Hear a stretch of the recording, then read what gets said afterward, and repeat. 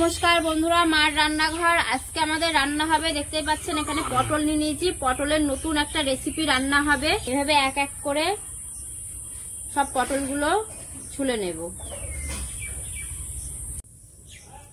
দেখতেই পাচ্ছেন বন্ধুরা, পটলগুলো সুন্দর করে ছুলে নিয়েছি, নিয়ে মাঝখান দিয়ে চিড়ে নিয়েছি। এবার বীজগুলো সব এইভাবে এক এক করে ফেলে নেব, কেন বীজগুলো দিলে পরে আমি যে রেসিপিটা করব সেটা খেতে ভালো লাগবে না, যে কারণে আমি বীজগুলো ফেলে দেবো। কড়াই বসিয়ে নেওয়া হয়েছে, তেল দিয়ে দেবে। তেল দিয়ে নিয়েছে।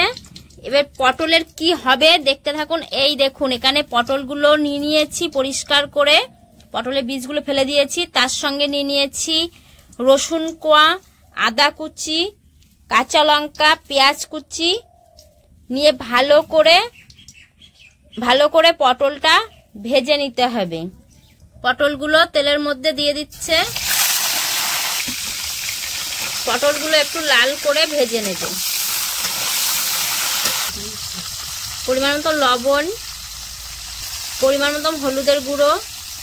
পটলটা ভাজা হয়ে গেলে তুলে নেওয়া হবে। বন্ধুরা, পটলটা ভাজা হয়ে গেছে, ভালো করে তুলে নেওয়া হচ্ছে। মা রান্না করছে। কড়াইতে পেঁয়াজ কুচিটা দিয়ে দিচ্ছে। পেঁয়াজ কুচিটা একটু লাল লাল করে ভেজে নিতে হবে। অনেকেই বলে পটল দু চোখের বিষ, খেতে ইচ্ছা করে না, ভালো লাগে না। তাদের জন্য বলছি, আপনারা এইভাবে পটলটা রান্না করে খেয়ে দেখুন। যে বলে যে পটল দেখতে ইচ্ছা করে না, সেও এক থালা ভাত খেয়ে নেবে এরকম ভাবে পটলটা রান্না করলে। এটা হচ্ছে পটল ভর্তা। আর পেঁয়াজ রসুনগুলো একটু লাল লাল করে ভেজে নিতে হবে, না হলে পারে টেস্টটা ভালো আসে না। পেঁয়াজ ভাজাটা হয়ে গেছে, তুলে নিচ্ছে।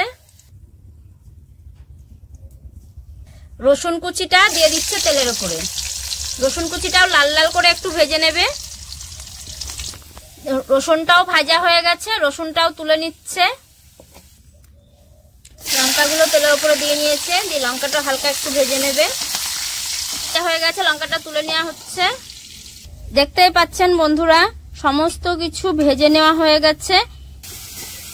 যারা পটলটা একদমই পছন্দ করে না, তারা এইভাবে পটল ভর্তাটা করে খেয়ে দেখুন, খুব ভালো লাগবে, পুরো মুখে লেগে থাকবে। একদিন খেলে তখন পটলকে আর দূরে সরিয়ে রাখবেন না, পটল দেখলেই মন করবে যে পটল ভর্তা বানিয়ে ফেলি এক থালা ভাত খাওয়ার জন্য। পটলটা ভালো করে আমি মাখিয়ে নেব। ভাজা পটলগুলো এইভাবে আমি সুন্দর করে মাখাবো। পটল ভর্তা দিয়েই এক থালা পুরো ভাত খাওয়া হয়ে যাবে। এখানে রসুনটা ভাজা আছে, রসুনটাও ঠিক এইভাবেই নিয়ে নেব।